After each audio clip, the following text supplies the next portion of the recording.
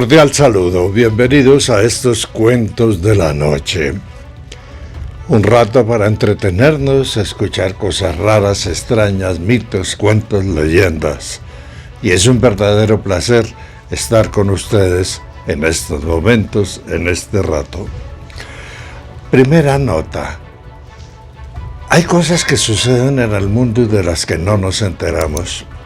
Cosas que tienen que ver con objetos voladores no identificados. Y como en todos los casos alrededor de los ovnis, nada se puede probar.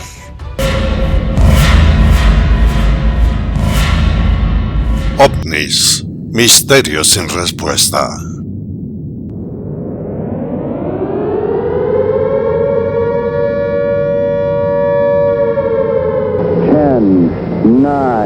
Ignition sequence start. 6, 5, 4, 3, 2, 1.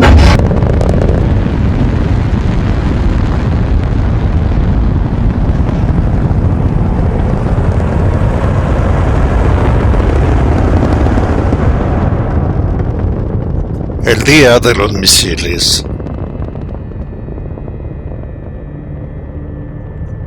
Es solo ficción, pero se dice que ya ha ocurrido.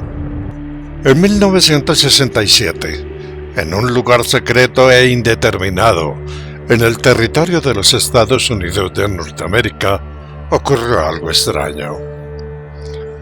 En la llanura, la pradera semidesértica se extiende sin interrupción, y salvo una que otra antena de comunicaciones, además de una que otra carretera, no hay nada anormal. Sin embargo, al recorrer la sabana, es posible encontrar varias y muy grandes planchas de concreto, cuadrados de concreto cubiertos con una tapa metálica de grandes dimensiones. Es un emplazamiento de misiles atómicos intercontinentales. Bajo las tapas metálicas hay huecos cilíndricos profundos y dentro de ellos cohetes armados con su arsenal atómico y apocalíptico. Marzo de aquel año de 1967, en tiempos de lo que se llamó la Guerra Fría, una época en que las potencias se mostraban los dientes, listas para la guerra, exhibiendo su magnífico armamento. Un día de aquel mes, dentro de uno de los tubos con su tapa, los operarios que atendían cada cohete, prestos a cualquier emergencia que les indicara que debían disparar el gran misil, estaban vigilantes pero tranquilos. En realidad, dentro del tubo y en sus cabinas cavadas a muchos metros bajo tierra, normalmente no pasaba nada. Aquel era un trabajo monótono. La verdad es que los meses pasaban y no ocurría nada. Pero un día de aquel marzo de 1967 sucedió lo inaudito. En el recinto, la energía eléctrica se apagó. Todo quedó a oscuras. Entonces las luces de emergencia se prendieron. Entre los operadores hubo alarma. Al comprobar que no había comunicaciones con el exterior, y lo peor, que los misiles con su carga apocalíptica no daban señales, los funcionarios estaban consternados. Los controles atómicos no funcionaban. 2 horas duró el momento aterrador para los operarios. Entonces, subiendo por altas escaleras, salieron a la superficie para tratar de establecer contacto radial con sus comandos. Entonces, a plena luz del día, sobre el complejo misilero, vieron varias formas suspendidas.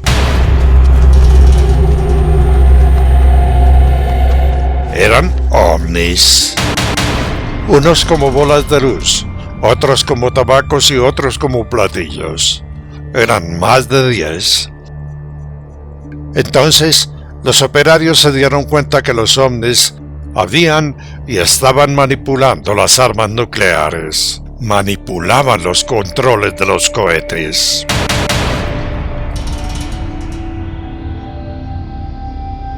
Cuando por fin todo se restableció, y comenzaron las pesquisas, los operadores contaron su versión de los hechos, y aunque el apagón era inexplicable, les ordenaron mantener silencio sobre lo sucedido. Se dice que eso fue en Estados Unidos, pero fuera de ese país hay rumores no comprobados ni aceptados de que lo mismo ha ocurrido en varias ocasiones en Rusia, China, Corea del Norte, Pakistán y la India, entre otras potencias nucleares. Y lo extraño es que en todos los casos se habla de la presencia de ovnis sobrevolando las instalaciones nucleares. Y así, como en todo lo relacionado con los ovnis, no hay certeza. En la mayoría de los casos se asegura que son inventos, pura ficción.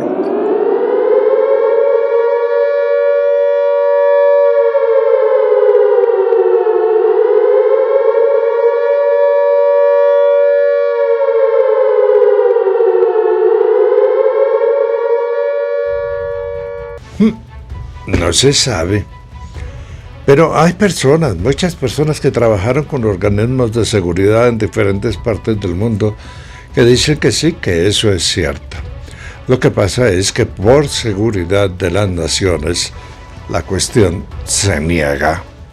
Los ovnis, a pesar de que ya se han aceptado algunas cosas, continuarán siendo un misterio.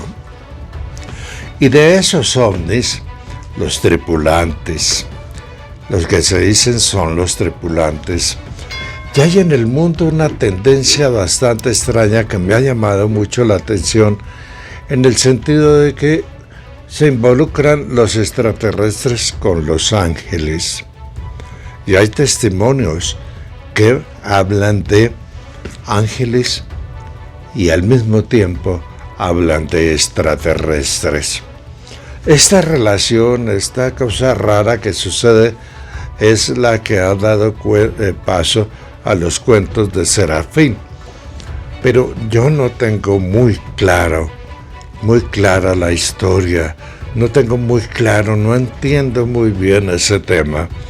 Entonces le he pedido la ayuda a Juan Jesús Vallejo, un compañero de trabajo en lo misterioso y oculto, que sabe de estos temas, ha recorrido el mundo investigando y él amablemente nos va a aclarar algunas cosas sobre los ángeles y los extraterrestres. Un saludo muy grande a toda la familia tobarista. Soy Juan Jesús Vallejo, el director del programa Noche de Misterio en Caracol Radio, y os hago este vídeo porque me pregunta don Roberto Tobar Gaitán ¿qué relación o por qué muchos investigadores ven una relación entre la figura de los ángeles, tal y como aparecen en los textos antiguos, en el Antiguo Testamento, y los extraterrestres? Bueno, pues os voy a comentar de dónde viene esa relación y por qué muchos investigadores lo relacionan. La clave para entender todo esto, nos tenemos que ir hace 5.500 años, es que cuando los seres humanos empiezan a escribir en la antigua Sumeria, nos dejan un texto que se llama el Anuma Elish, significa el texto de la creación. Y en ese texto de la creación se habla de que llegaron hasta la tierra los Anunnaki, unos seres de otros mundos, y que estos seres de otros mundos nos modificaron genéticamente y nos crearon. Los habréis visto en muchos vídeos de YouTube por el nombre de los reptilianos también. Bueno, este texto, el Anuma Elish, es tan importante no solo porque nos cuenta eso, sino porque al contarnos el génesis de la humanidad, deja una serie de datos y de pautas que siguen otras religiones y el texto se copia. Me explico. En ese texto, en el Anuma Elish, se nos habla de que los dioses crean al hombre de barro y le dan el primer soplo de vida. Y este primer hombre se llama el Adamo. Si vamos al Génesis, exactamente igual. Dios crea al hombre de barro y en vez de llamarse Adamo se llamaba Adán. Pero es que, por ejemplo, también aparece aquí, en el Anuma Elis, el mito del diluvio universal, cómo los dioses se enfadan con los hombres y entonces mandan una gran inundación sobre la tierra. Pero en vez de llamarse Noé, el protagonista se llamaba Ziusudra. Bien, lo que pasó en la antigua Sumeria hace más de 5500 años es algo tan importante, y esa epopeya es tan importante que se replica en otras culturas del mundo. Si nos vamos al Génesis, veremos un momento en el que los ángeles del cielo bajan a la tierra. Y no solamente bajan a la tierra, sino que además se mezclan con las mujeres más bellas. Y Dios permite esto. En el Anuma Elis, lo que se nos dice es que cuando los dioses crean al hombre, este primer hombre, el Adamo, no era muy inteligente y entonces lo mezclaron con su sangre, con la sangre de los dioses, y el primer hombre, como vosotros y como yo, lo llaman el Adapa. Entonces es un mito que continuamente se repite. Y no deja de ser curioso que en nuestro Antiguo Testamento se copie ese mismo Génesis, esa misma forma de creación de los seres humanos, y es como si luego la cultura judía, que es la autora del Génesis, copiara de los antiguos sumerios cómo fue esta relación entre hombres y dioses. Ángeles que bajaron del cielo para mezclarse con las mujeres que había aquí, creándose por ello una raza nueva. Muy parecido a lo que dice el Anuma Elis. Espero que esta explicación os haya servido. Es un placer hacer vídeos para este canal de mi buen amigo don Roberto Tobar Gaitán. Y feliz día a todos. Ahí está, copia de la copia de la copia de un original supremamente antiguo, de una tradición, de un cuento, de una oralidad muy antigua que fue pasando y se fue transformando según la conveniencia, y eso es lo que molesta, que adaptan las cosas según la conveniencia. Pero bueno, vamos al tema final de estos cuentos de la noche. Hay en el departamento de Nariño una laguna que se llama la Laguna de la Cocha. Hace ya muchos años, cuando producía videos para el Servicio Nacional de Aprendizaje de Colombia, SENA, estuve en esa laguna y allí pernotamos unos días, estuvimos trabajando con la gente que vive en ese lugar y escuché una historia. Yo he adaptado esa historia a un cuentico. Lo he hecho con el simple objetivo de que esa historia no se pierda. Reminiscencias del pasado colombiano.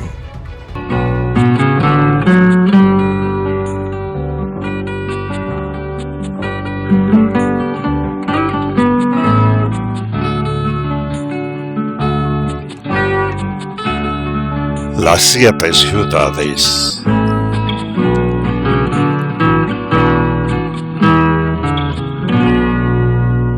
En el milenario y antiguo territorio inca, un espejo de agua llamado Laguna de la Cocha brillaba entre las montañas de la cumbre andina, a unos kilómetros de una ciudad que antiguamente fue citada como Villaviciosa de la Concepción, hoy San Juan de Pasto, en el actual departamento de Nariño, en Colombia.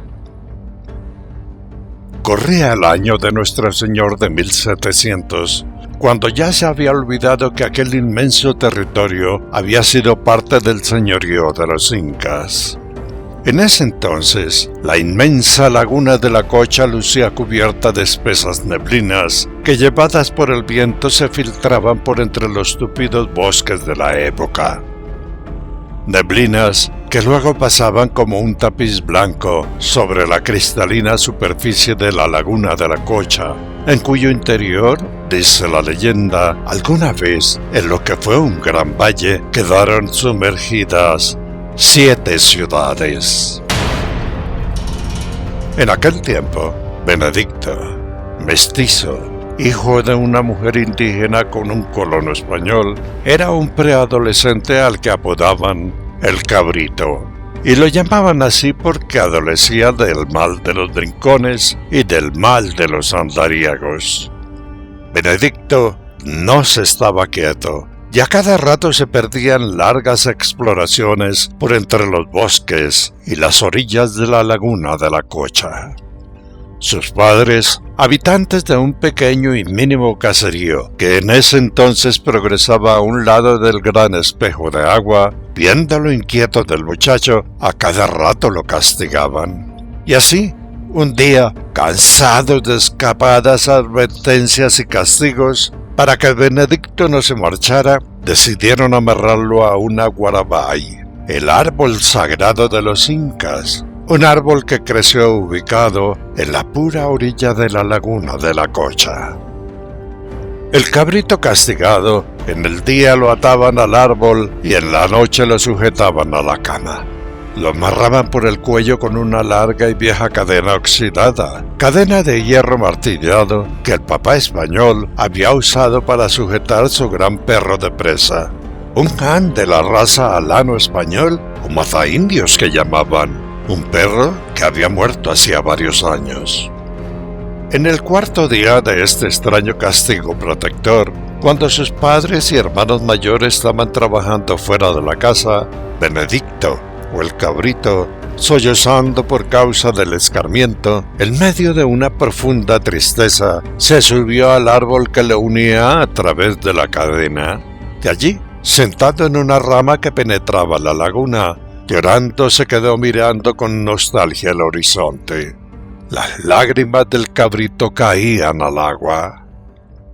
En esas estaba cuando, con los ojos muy aguados por las lágrimas, al ver hacia abajo, hacia el agua debajo de la rama, sorprendido y asustado, descubrió un rostro muy grande que lo miraba desde abajo del agua. Era un rostro femenino muy bello, de inmensos ojos que apenas emergía del agua.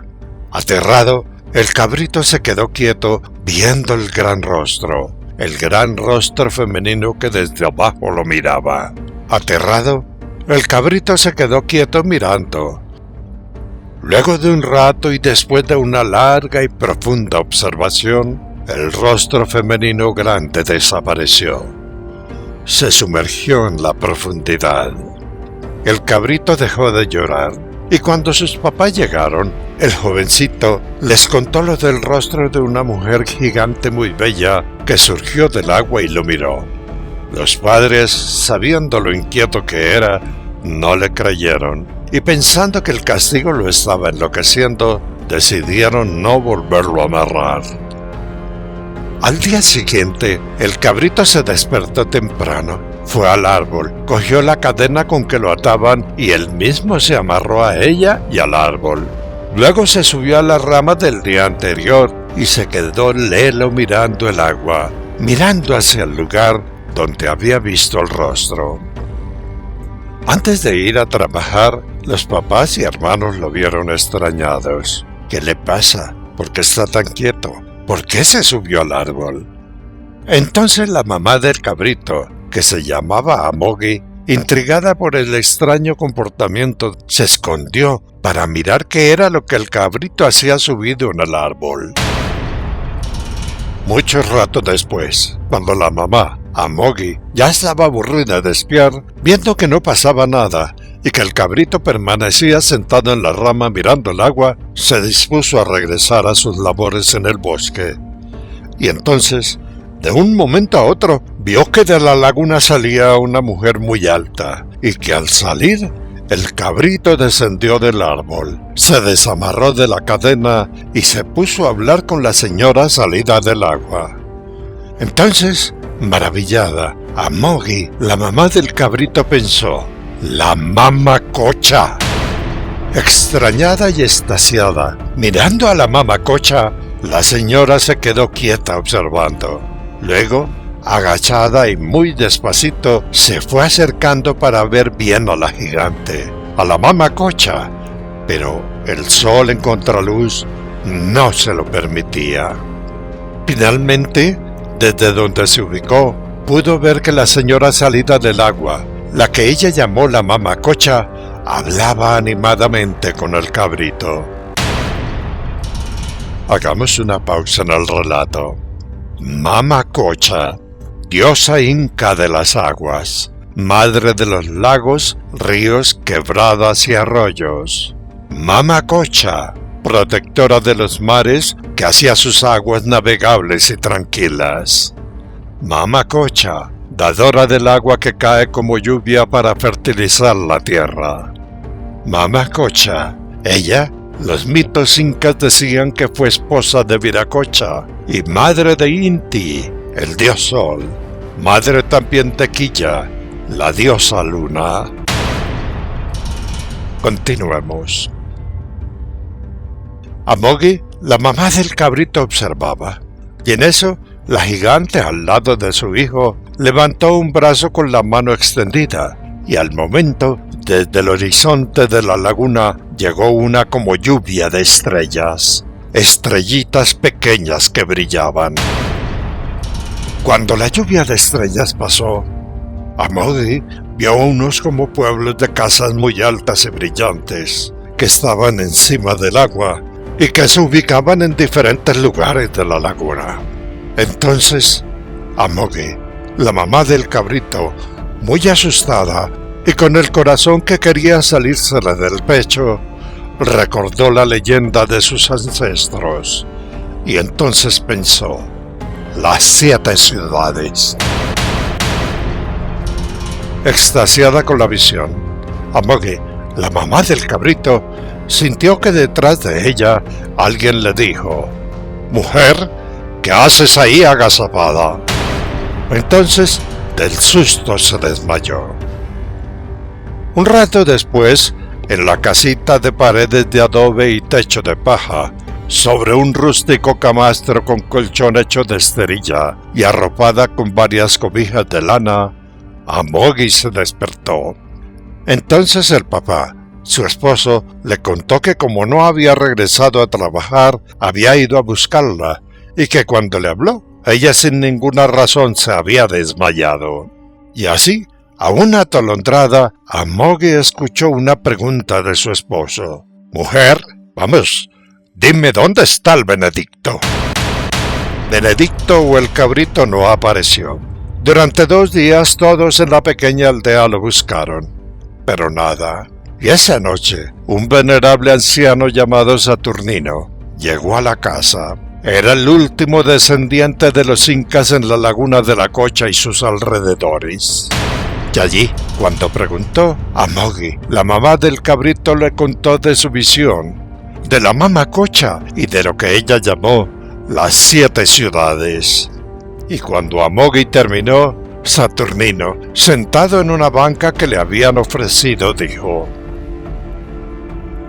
«Hace mucho, cuando las nieves y los hielos cubrían estas montañas, había por acá un hermoso valle donde vivían los gigantes. Ellos tenían 7 ciudades, y cuando el sol calentó, los hielos se volvieron agua, y las corrientes comenzaron a inundar el valle. Los gigantes, con la inundación de su querido valle, no se fueron. Con sus magias movieron las ciudades flotando sobre el agua, y cuando la laguna llegó a su más grande subida, hicieron las ciudades invisibles. Los gigantes no se han ido, y siguen ahí, pero no los vemos. Y allá fue donde llevaron al cabrito. No pierdan el tiempo buscando, él volverá cuando sea». Los presentes y aldeanos que habían llegado por curiosidad escuchaban al viejo. Entonces Amogi, la mamá del cabrito, preguntó: «¿Y la señora? ¿La mamacocha?» Saturnino contestó: «Los gigantes son muy viejos y viven muchos años. Ellos no envejecen como nosotros. Ellos están aquí desde antes que nosotros. Y su reina es la que llamamos Mamacocha, una gigante sabia y bondadosa. No es una diosa, es una señora. Y al concluir, Saturnino agregó: no se afanen, el cabrito volverá. Y se los digo porque yo estuve allá. Yo vivía en las ciudades. Yo vivía entre ellos. 7 años pasaron, y aunque lo buscaron, el cabrito no apareció. Pero un día, cuando nadie lo esperaba, en horas de la madrugada, el cabrito llegó a la casa. La alegría del papá y de la mamá fue grande. Sus hermanos lo abrazaron. La mamá lo miraba, y al hacerlo, se dio cuenta que su hijo, que el cabrito, que ya debía ser mayor, seguía siendo un muchachito. No había envejecido. El papá, mirándolo, notó de inmediato que el cabrito traía amarrada a la cintura la gran cadena con que lo habían amarrado. Pero esa ya no era una cadena de hierro martillado. Ahora brillaba como el oro. Al preguntarle, Benedicto dijo que era un regalo de la señora, de la Mamacocha, un regalo para toda la gente de la aldea. Luego de recibimientos, saludos y abrazos, aunque le preguntaron una y otra vez, Benedicto no contó nada.